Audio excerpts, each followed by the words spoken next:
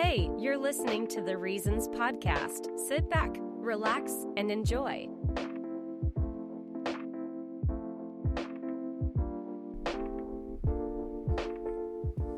What's up, people?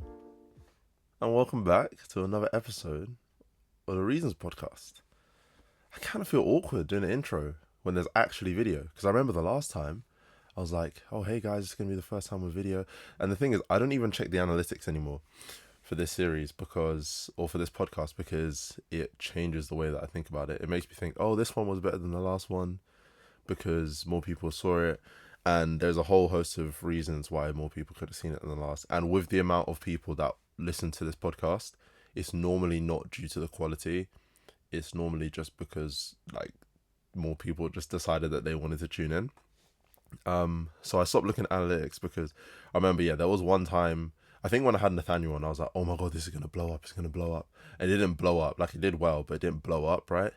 And it made me think about the episode differently than I should have, or different to what I should have thought. And it was like, that episode was probably one of the best ones that I've done, because it was actually, it was really fun. It kind of honed my interviewing skills or whatever. I just really enjoyed it. It was just great to talk to him for so long. So after that, I was like, I'm not going to look at analytics anymore, because it just ruins what I think of the episodes, and it's just so silly. So I don't know how many people actually saw the last one, but in the last one, for those of you who didn't, there was a big blunder, because I sat here, or this time I was in my room, but I sat with my Mac webcam on, and I was like, yo, this is gonna be the first time I have video. And I sat there in front of the camera for an hour or however long it was, and it turned out that there was no video, because for some reason Podcast recorded it in audio only, even though the camera was showing. And I think that's because the last few times that I've done it with other people, like Nathaniel and Luke and Jamie or whatever, we had the camera on so that we could see each other, just so it's FaceTime, whatever. But we had it, or I set it to audio only, so it wouldn't record the camera or the video footage. So that kind of messed me up. And it was kind of embarrassing, because I was like, flip's sake, I just sat there with a bunch of facial expressions for the camera, whatever. And it just nobody's gonna be able to see it. But anyway, today is gonna be the first time, because this time I'm just recording on my phone, and then I will shove it over here. So yeah, it's weird because I've never done a podcast episode like this. And I was actually watching Chris Williamson's podcast the other day, which is the only podcast that I listen to, which is weird for someone who makes a podcast to not listen to any. But yeah, I didn't know that on Spotify that there's video. You can have video on Spotify. The whole point of me not doing video was because I was only uploading to Spotify and Apple Music, or Apple Podcasts.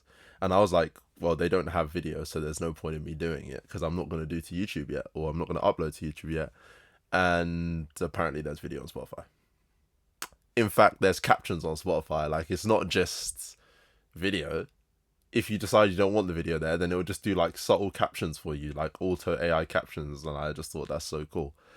So yeah, this is the first one, or the first episode that's going to have video, for sure, at least.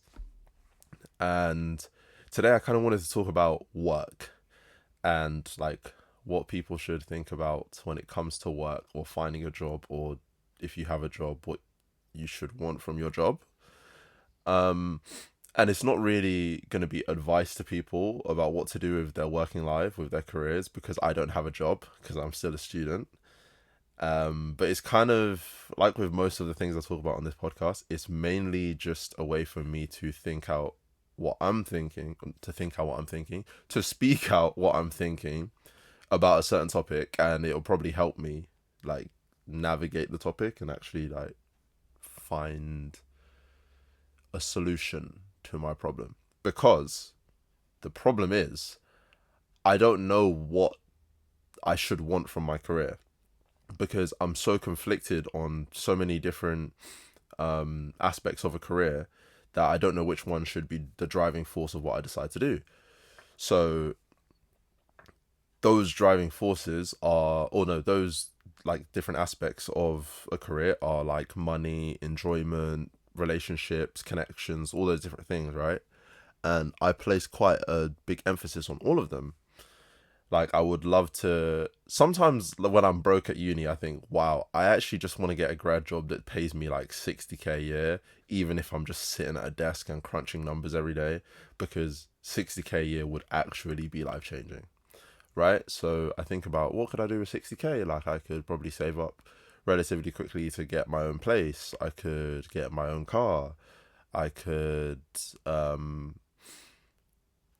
like buy a bunch of things that would help my podcast. I could, get a new desk. I could, those kinds of like financial things, like the superficial things that you can do with money.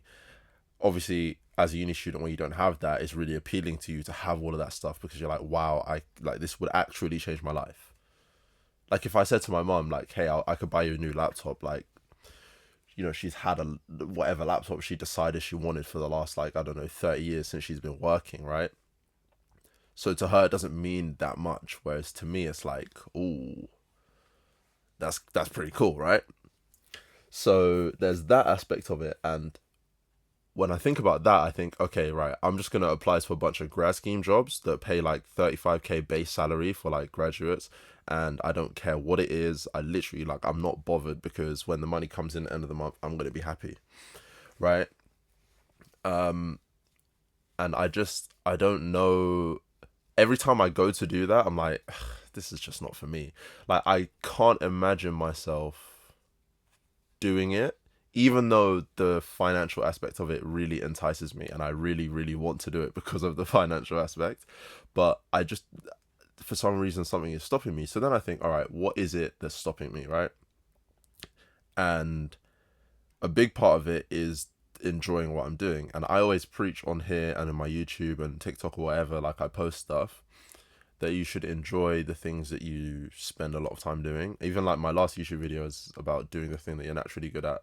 Like, most people have a skill or like something that they're naturally good at. For me, it's like writing, right? I'm naturally just pretty good at writing. So I spend a lot of time writing, because it stops me from, or it takes me out of places I don't want to be. Like, if I'm in a really bad mood, yeah, if I'm in a really bad mood, like, if I just write about it, it makes me feel good, because I'm good at it, right? So I'm able to articulate what I'm thinking and kind of work through the problem, because I'm pretty decent at writing. For some people, it's running. For some people, it's I don't know, video editing. Like, there's a bunch of different things that people are good at, and I said in that video, basically, just do what you're good at, because it makes you feel good, right?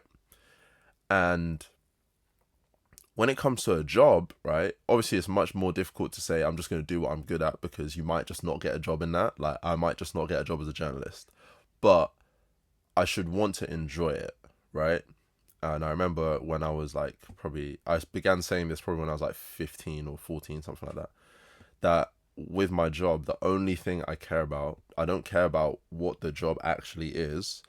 I just care that, on Sunday night, when you would have school the next day and you're like, oh my God, the weekend's over, I have to go to school. I want to be able to say, oh, nice, the weekend's over, that was fun, I get to go to work tomorrow.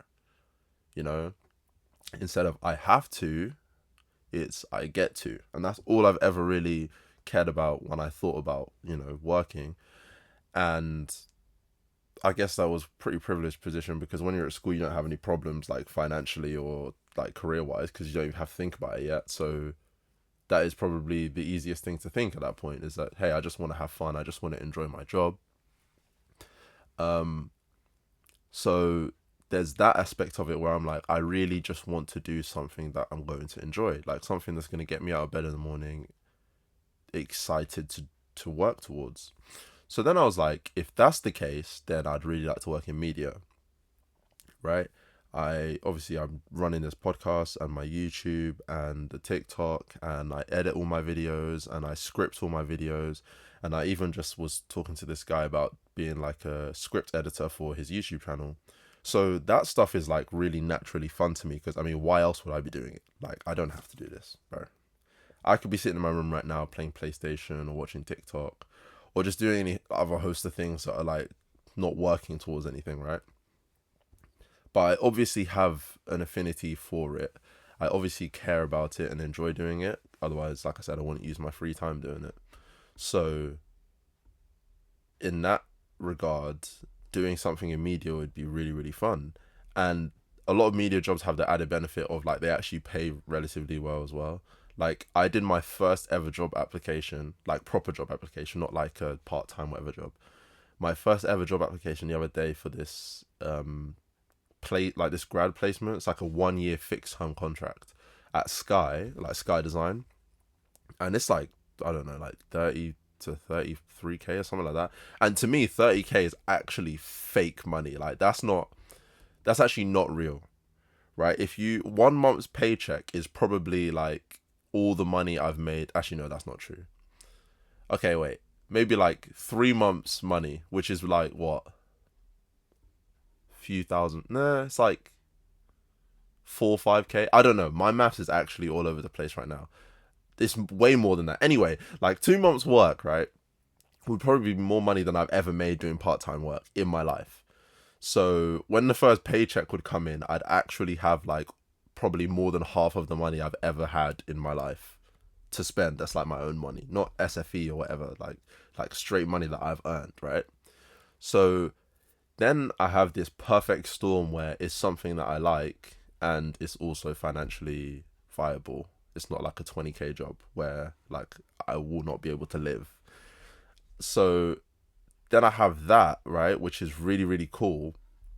But then I have the added problem of it's gonna be really difficult to get, right? Something so good, I'm sure there are hundreds of other people looking at it like, wow, this is perfect for me. So then I think, right, if finance is an aspect that's important and waking up and enjoying it is something that's important, then and they both have their own problems, right? So the financial aspect is like I might be doing something I really don't like, right? And then doing something I enjoy is difficult because everybody else is probably going to enjoy that as well, so it's going to be hard to get. So then I was thinking like, how could I get the best of both worlds, or like the perfect situation where I get a job that I like, pays relatively well, but is something that is not easily accessible to everybody else. So then during my time at uni, I was like, well, I need to have good connections, like really, really good connections, and have a really good network so I can find a job through somebody. Because this is obviously nowhere near the same scale, but at the end of first year, I needed a job like for summer, and I got a job at this pub because my friend worked at the pub, right? And because my friend was like a family friend of the owner. So by proxy, I was a family friend of the owner, right? And I get the job. No need to apply. I mean, think about it like this, right? He told me to apply to the job vacancy on like Indeed or wherever they posted the listing, and I got rejected. And then I said, oh, hey, I thought that I was just going to get the job. And he was like, oh, my bad, let me speak to him. So he spoke to him. Then the next day I had an interview. I rock up to the interview.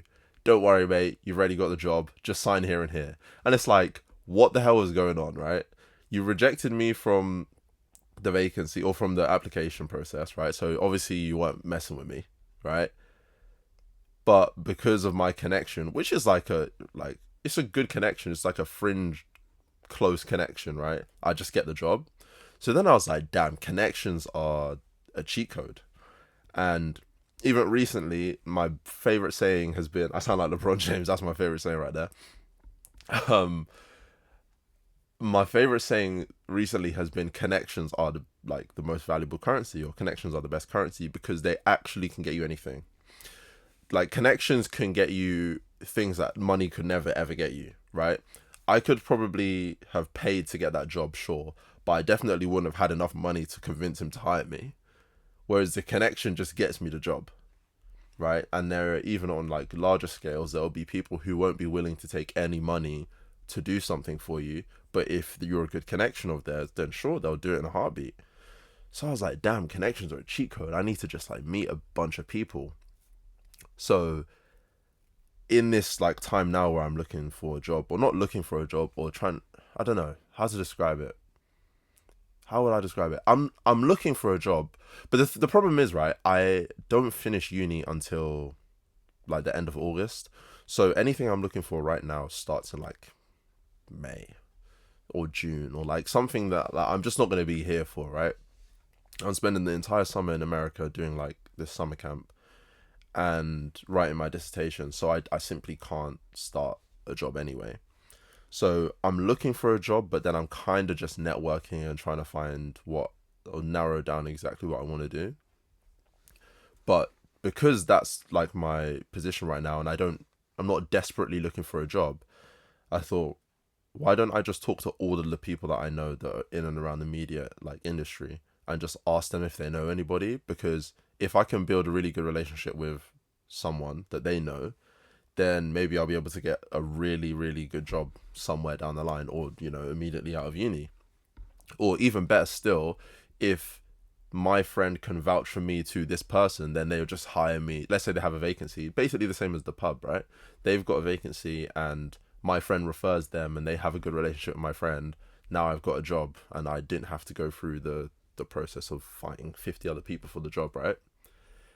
So then I started doing that, and then I thought, I don't like I've always had a problem with asking people for stuff because I don't it feels, I don't know, it feels wrong. Not that it feels wrong, but it feels like a last resort. Like it feels like that should be my last resort. So I asked myself, like, have I done everything that I can before I ask this person for help? And like that's just my natural instincts. Like I've kind of just been like that. I don't know. I think there was definitely a time when I was younger when I used to actually just ask my mum for just stuff just because, like, I just ask because I was like, I can ask, so I will ask. And then I realized that she was not messing with that. So then it kind of was ingrained in my head that you shouldn't ask people for stuff, or like you should only ask when you're literally on your last legs. So even like at uni when you have no money, like you literally, to me, like I actually have to have like £3 in my account before I ask for money, right? But then I don't know how long ago it was, maybe a couple months, I saw this video, and I think it was from Chris Williamson's podcast, or maybe he was the guest on the podcast, I don't know, something to do with that, right? That you shouldn't be afraid to ask people for things, because a lot of the time, like, what you're asking for is really not that deep. Like, you're not asking them to like quit their job for you. All you're asking is for them to just put a word in. And like, after I watched the video, I was like, let me think of times where people have asked me for things and how much did it take out of me to do that thing for them. And there was this one time that I can remember where someone at basketball was like, could you ask, because they want to be on committee for next year and I'm currently president, so it's like, if you're going to ask anybody, then you should ask me, right? And they were like, could you ask if we could have this new role for me next year instead of me applying for one of the current roles, because I don't know if I'd be very good at them. Why don't you ask, or could you ask, if we could do, like, if we could create a new role that would fit me perfectly? And I was like, yeah, sure. And it literally took me 10 seconds to type out the message and get a response from the club development officer. And then I realized, it's like, to him, he probably felt like bad to ask, or bad for asking.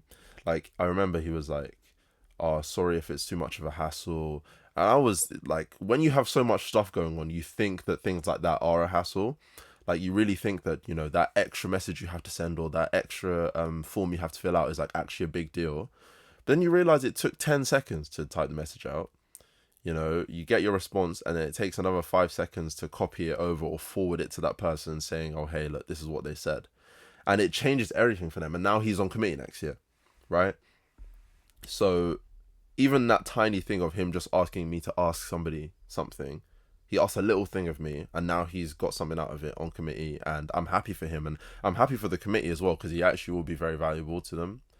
So then I was like, if asking for stuff is really not that bad, then I really should just ask everybody I know, or you know, the people I'm close enough to ask them for things, like what kinds of people they know, or what are their tips for trying to find stuff in the media industry.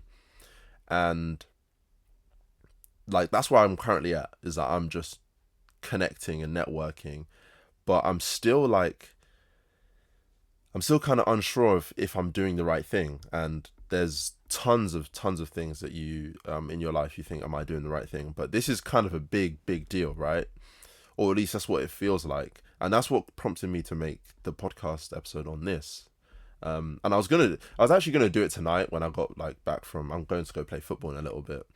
But then I was actually just sitting in my room doing nothing, and it was actually just ringing in my head like, is your first career move like that big of a deal, right?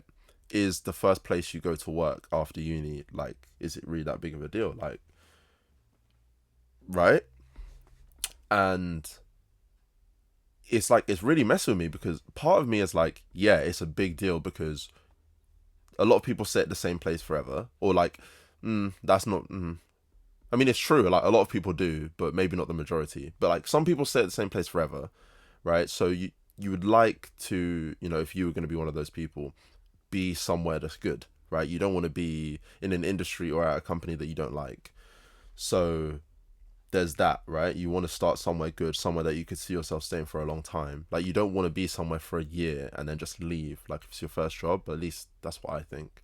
I'd like to like build something there, right? But then on the flip side, you could argue that your first place should just be a stepping stone. You go there for a year, get some experience, go somewhere better. So it's kind of weird. Like obviously there's two sides to every argument, but in my opinion, I would like to start somewhere, or I think you should start somewhere good, somewhere that you could see yourself being for like a period of time. So there's that problem, or not problem, but there's that aspect of your first job needing to be something quite good. So that means you should probably think about it for a while and really be set on what you want to do. But then, as I said, there's two sides to the argument, right? I could just go get a job. Let me actually, take this with a pinch of salt, because I probably couldn't just do this, but hypothetically, I could just go get a job which is like crunching numbers, which is like really boring, and it's office based, and it's like really dead, or even if it's like remote. It literally doesn't matter, right? That pays 55k a year or 50k a year because I got a first in my undergrad and I'm gonna get a merit or distinction in my masters, right? And they're like, wow, you're really cool, we want you for like this 2-year fixed term contract, and I'll make like 110k in 2 years or even more with bonuses. And you could see that as like, that's what you should do. You should go first job, try and make as much money as you can because you don't have any money. And then from there you can go and do what you want because you've got experience in the workplace. So the way that like I'm thinking about this first job is that like I have to get it right. If the best thing to do is go somewhere that you can see yourself in the long term, then I need to know that before I get a job. And if your first job doesn't really matter, it's just to build experience and make some money, then I want to know that first as well, so that I could maybe maximize the amount of money I'm making. And bro, when I say like it's like, it's crippling because I'm looking at, there's even this thing open right now, right? Which is like, it's not the perfect job, but it's a pretty cool job. It's like a media, like I don't know how to describe it. It's like a content creation, like production job. And like when you hear content creation, you actually just think flipping influencers on Instagram or whatever. But like the description of it is really cool. It's like you do podcasts, you do like TikToks, you do YouTube videos, like you condense like a really long form video into something short form. And to me, that's really, really cool. Like, I can't imagine me going in any day and it being boring if like we're literally doing what I do on the side all the time, right? So that's like the perfect job for me if going somewhere that you can see yourself in the future is really good. But because I'm like, oh, what if I just went and did anything and just made tons of money? I literally have not filled out the application because, well, I say because it's like I don't even have a good reason. Like, yeah, the reason is because I want to know, I want it to be perfect, I want everything to be how it's, or like I should maximize or be most efficient with what I decide to do. But I literally have just looked at the application for like 2 days. I've written in my notebook that's inside, like I put goals in there some days, not every day. I'm not perfect, but some days I put goals in there, like what I want to do for the day. And for the past 2 days, applying to the job has been on the list, and I've just not done it. And I'm like, why can't I do it? Like, why can't I just? It's literally perfect. Like, all right, this is what they wrote in their thingy, right? in their thingy, in their description, their job description. They wrote, they're transforming like a London mansion into a one-of-a-kind content studio, a creative space where like content is made daily. If you love being on camera, bringing ideas to life, and creating content that keeps people engaged, this is your dream role. I was like, brother, this is perfect. This is literally everything that I want to do with what I'm doing right now with my YouTube and my podcast, and they're going to pay me for it. It's literally heaven, right? What you'll be doing, being on camera, bringing ideas to life, filming and producing, understanding social media, like learn how to create content that thrives. I'm like, wait, this is actually, should I fill it out right now? Like, should I just do it right now? Should I pause the recording and fill it out right now? Because it's literally perfect. Like, I couldn't imagine anywhere that I would naturally enjoy working. Like, I would go to work, at least this is what they're selling me. I would go to work and actually be engaged for the entire time that I was there. Like, I write, like I said at the beginning, like I write, and I just bring random ideas to the piece of paper or to the Word document and just begin, you know, elaborating and like arguing and doing, like, imagine that as a job. That's basically what they're saying, right? They're saying, are you like, these are the requirements. Are you naturally charismatic and confident on camera? I'd hope so. I'm in front of one right now, right? You'd hope that you're naturally charismatic if you're on camera, right? Do you love making creative content, being part of an amazing team, and having fun while you work? Like, what's going on here? What is holding me back from applying to this thing? And I was like, I have to make a podcast episode about this, because I feel like this isn't like a solo problem. Like, this can't just be me that's having this problem, because like, surely like, I must be weird. If it's only me, then I must be really strange to like not be able to apply to it. I feel like other people must be going through the same like paralysis of it's like, I don't know what I'd call it, like perfection paralysis. Like, you can only do something if it's perfect, and if it isn't, then you can't do anything, right? And that's kind of what I have. I don't know what it is about like the idea of a first job that makes me so nervous, or makes me so, because I don't even feel, looking at it now or thinking about having a first job, I don't feel nervous, but I must be if I'm not able to actually do anything. So I don't know. I just thought, look, let me just come on here, see what other people think, because like, I don't, like, I have to get a job at some point, don't I? Like, I don't have that long left. I've got like 4 or 5 months before I will be officially unemployed.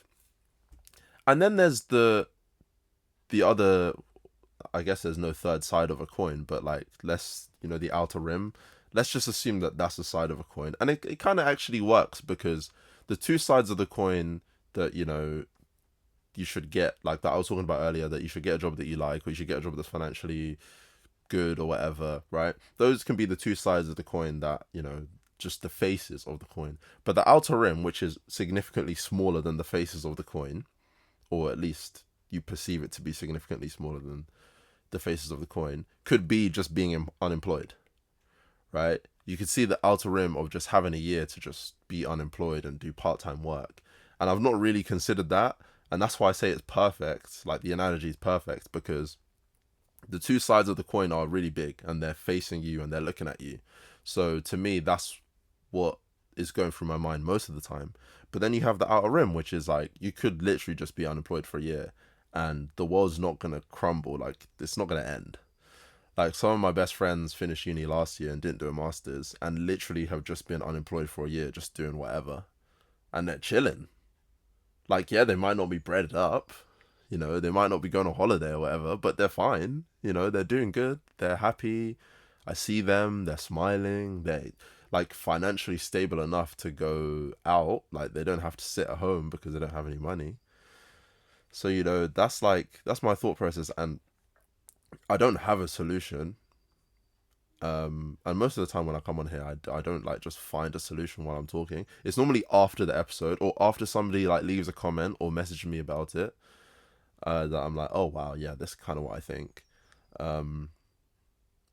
But But yeah, like I really don't know what to do because my to-do list is literally full of me just telling myself to apply to jobs just in case, like even if you are gonna be unemployed for a year, like just in case you find something that's really, really good, at least if you've applied, you can say yes, right? Like my dad told me this thing about when he wanted to do a master's or something, and he only applied to one place, and he was like sure he was gonna get it, and then he didn't get it, but he didn't apply anywhere else. So, it was just like, well, you're not flipping going, mate. So then the next year he applied to a few places, and there was one that he really wanted, and then he got all of them. But he at least had the choice to, pick the one that he really wanted. And imagine like during the application process, he changed his mind. Oh, wow, I don't actually really want that one anymore. I kind of want this one. The fact that he applied to all of them meant that he could choose, right? So that's my thought process, that if I just apply to them and something changes, like I could always reject the job, like if I wanted to be unemployed.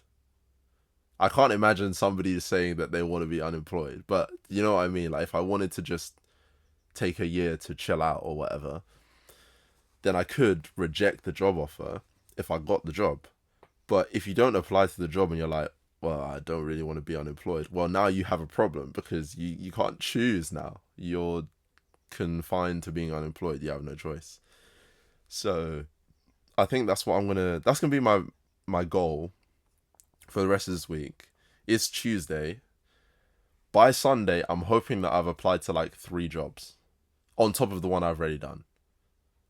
Because then I could, try and split it. Maybe I do this one. I think like today I might just apply to this job because looking at it is actually making me annoyed that I've not applied to it. So I think, yeah, do this. And then I can even like diversify and, look at things that I would not have normally gone for. Maybe the financial incentive is better, or maybe the amenities or commission or something like that. I can look around and see like other aspects of job hunting that might entice me, that might completely change my mind, and then this is not appealing anymore. So yeah, I think that's gonna be my plan. But I want to know if anybody else is going through the same thing. I want to know if like perfection paralysis or like job hunting paralysis is actually just a thing, or if I'm just experiencing it right now. I really don't know. And maybe it's like a thing that's only gonna, because I've only been thinking about applying for jobs for the last like 3 days. Like before that, I had not. People could ask me, "Oh, like, what are you gonna do?" I've been asked, "What are you gonna do after your masters?" Probably like 50 times in the last 2 weeks, and that is no exaggeration. Like, since I've been back for Easter break, I've actually been like asking people to do stuff every day just so I could keep myself occupied or whatever. And I've been seeing people that I've not seen in months, even some people I've not seen in like years, right? And they'll always ask me like, "Yo, what are you gonna do after your masters?" Or like, "What are you doing now?" They find out I'm doing a masters, they go, "Oh, what are you gonna do after?" So I swear I've literally been asked that like 50 times in the last like 2 weeks, and every single time I've said, "I don't flip a no, mate." They say, "You looking for a job?" "No, mate, I'm not looking for a job. I'm just chilling. All right, I'm just studying. I'm not even studying, but I say I'm studying, right? Do you get it?" So I've only been thinking about job hunting for the last like 3 days. So maybe this is just like a phase. Like maybe in like a couple of days I'll be like, "Oh yeah, yeah, like I'm not paralyzed anymore. I can apply for jobs. I can go to, what are those silly things called? Um, is it assessment centers? Let me even look. Yeah, assessment centers, right? Where everybody just goes there, like an employer. Yeah, so a structured process used by employers to evaluate candidates' suitability for a job, observing their behaviors and skills in a variety of situations. Like, what are we doing here? Like, all the people go to, like, I kind of get why they do it, but I don't want to ever do that, right? But maybe I will. Maybe in like 3 days, like it will appeal to me why people go to them, right?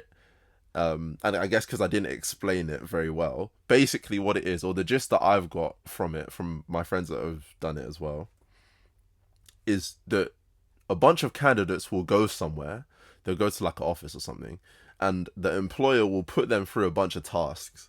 So they can kind of see what they would be like in a certain situation. So they give them a bunch of hypotheticals or scenarios, or maybe even like real world examples of things that have happened. What would you do? And it's kind of like a test, right? It's like an exam. It's basically an exam. Like, I guess that's why it's called an assessment center, right? Because you are being assessed. And maybe I'm just a baby, and I don't want to go to that because it's frightening. But maybe in a couple of days or a week or 2 weeks, or when I come back from America, I'll be like, oh, okay, I see the value in it, and I'm not scared to go.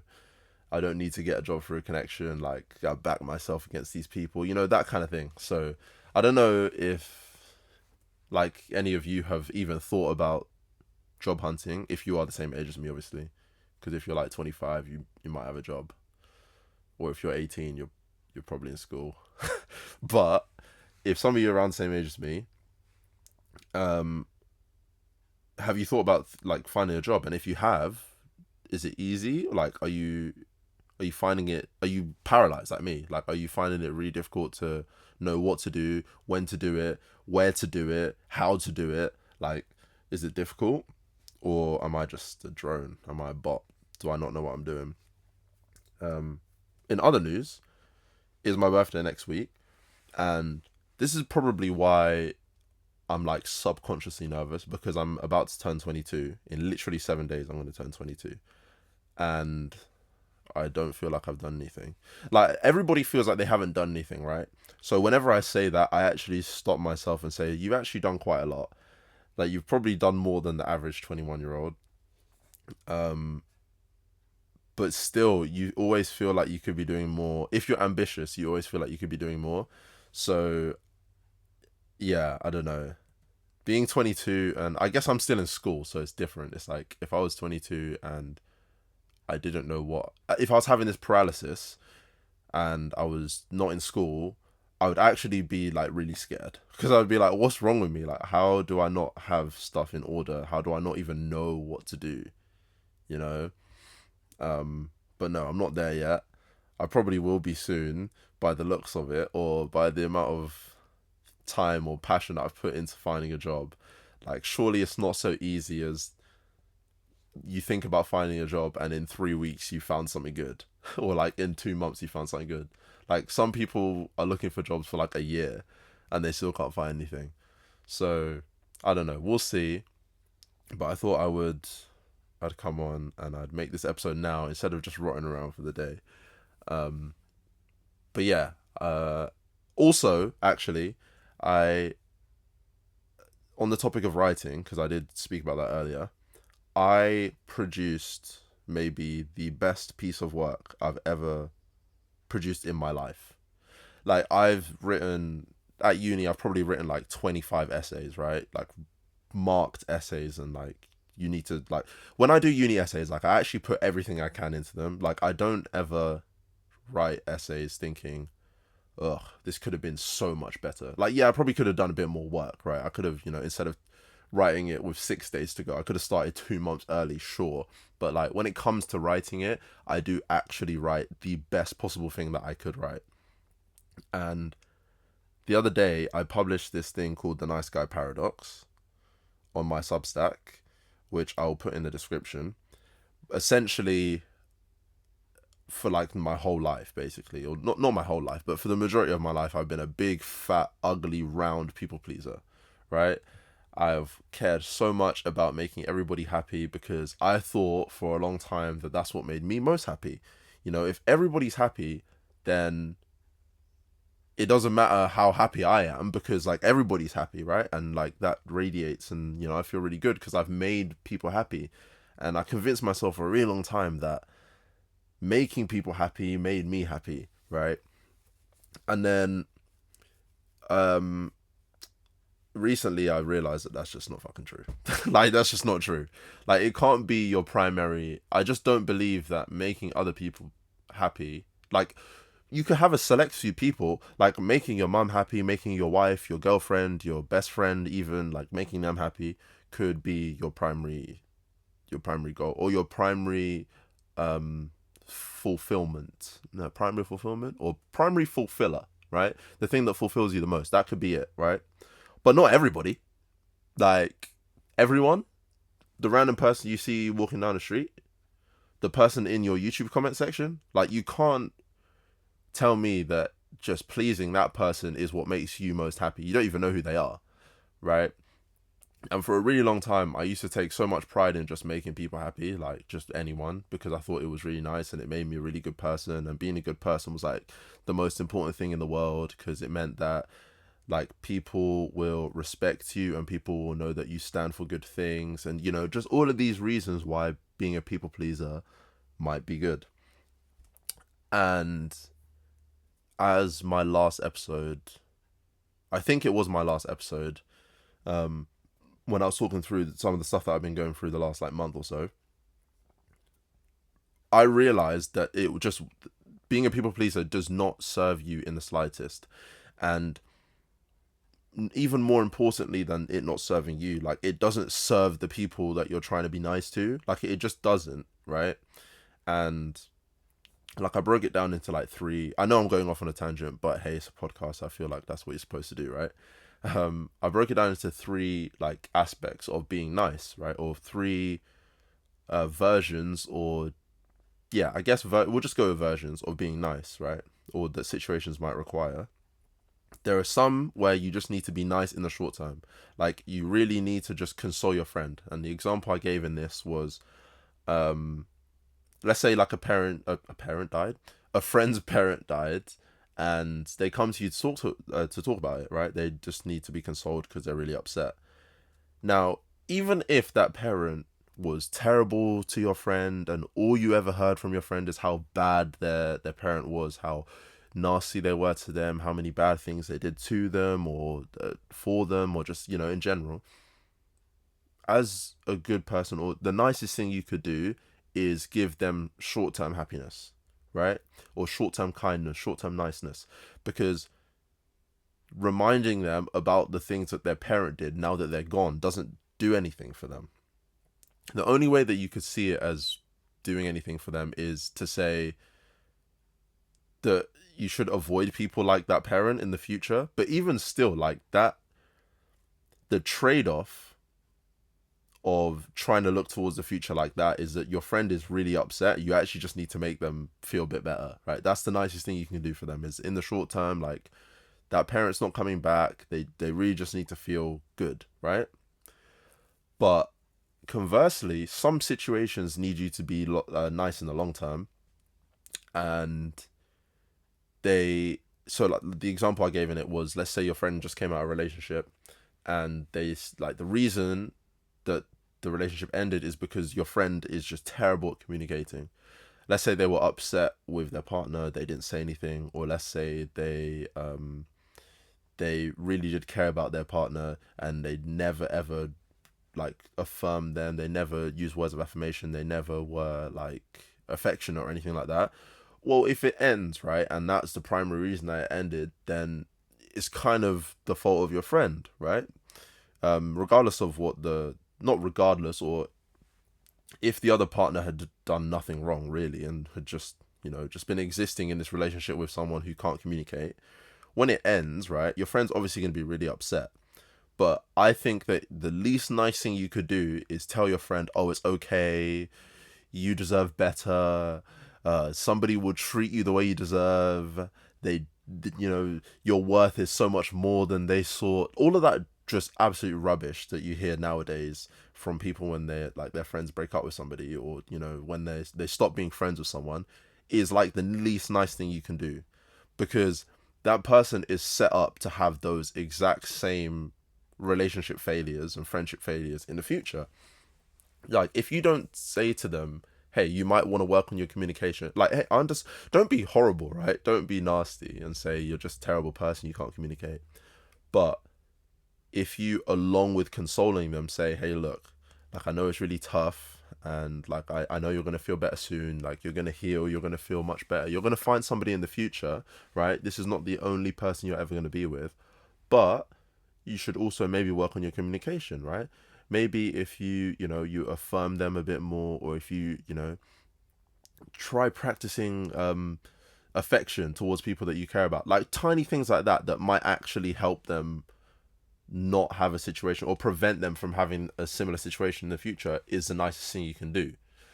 But the problem with people pleasers is that because that comes with the risk of hurting the person in the short term, they go, nah, I can't do that.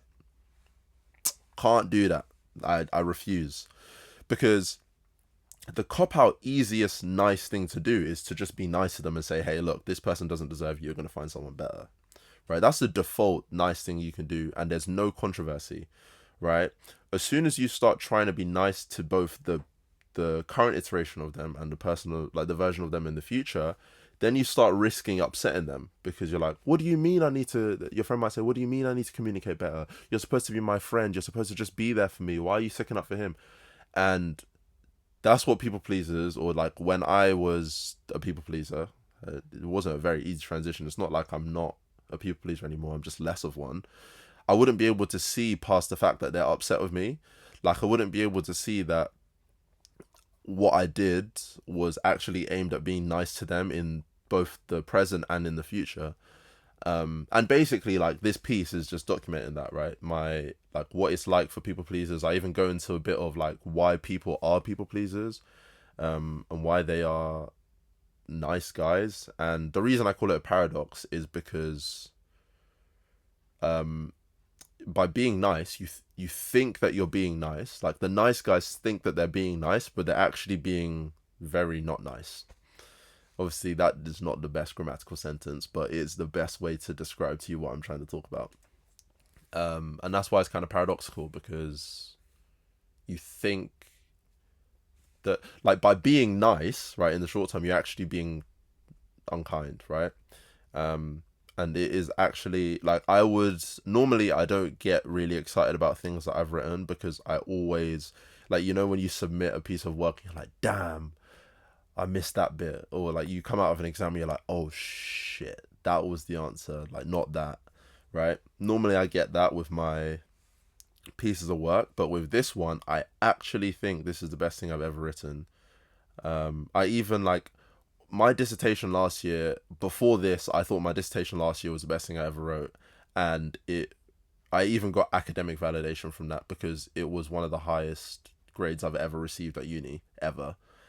And even still, this is unmarked, doesn't have any references. It's not like academically perfect, because it's got like writer's nuance. Like, you know, you wouldn't write a Substack article the same way you would a university paper.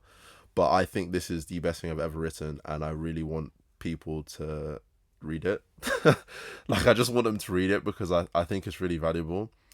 Before, I used to think that my good pieces of work were only good when lots of people saw it, because that was the validation. Like, the algorithm pushed it out, lots of people shared it, whatever. But now I just want people to read it, because I actually think it's really good and could help them. Like, I remember when I made my modern feminism YouTube video, I messed up. I think I spoke about this in the last episode, but it doesn't matter. Anyway, I'll speak right now. Basically, I messed up and trolled, and like, I didn't upload it right, because there was some music in the video, and YouTube were like, we might restrict it, but we might not. And I was like, well, if you say you might not, I'm just going to chance it and leave it in. And then they did restrict it. So then I removed the music, but then it didn't remove the restriction, and then it didn't get pushed out. And I was like, damn, I didn't get the validation that I needed that the video was good, because it wasn't properly pushed out. Even though I thought it was really good still. This is completely different. I could get like five people could read this, and I would still think it's the best thing I've ever written in my life. And the reason that I want people to read it is because I actually think it can help tons of people. Not just people pleasers, but people who are friends with people pleasers, and people who, you know, are in a relationship with people pleasers, or people who want to prevent themselves from becoming people pleasers. Like, all of these different like kinds of people that could benefit from this piece of work. And yeah, like, I really don't even care like how well it does. But even the fact that some of my friends responded and were like, hey, like, I thought this about it, or I thought that about it. Some people agree with me, some people really didn't. And I found that so fun. And I think that's when you know you've written something good, is when people who don't agree with you tell you that they don't agree with you. And the people that do agree with you can also voice that as well, right? When you've written something that's kind of just whatever, people can have an opinion, but it's not sparked enough in them to actually talk about it. Like, I don't know. I think it's really good. I'm going to put the link to my Substack in the description. And I think if you have time, you should go and read it because it's really good. I'm going to keep saying it's really good because I'm in my positive affirmation stage of life where I tell myself if I'm actually good at things instead of being like, no, you're all right. So yeah, I'll leave it there, and I'm going to stop talking now because we've reached the limit of rambling, and all the good stuff has already been said, and if I keep speaking it's gonna be rubbish. So yeah, appreciate you guys for listening. I hope you enjoyed having a video this time, and yeah, I'll see you on the next one. Peace. I hope you enjoyed this episode of the Reasons Podcast. Make sure to tune into the next episode.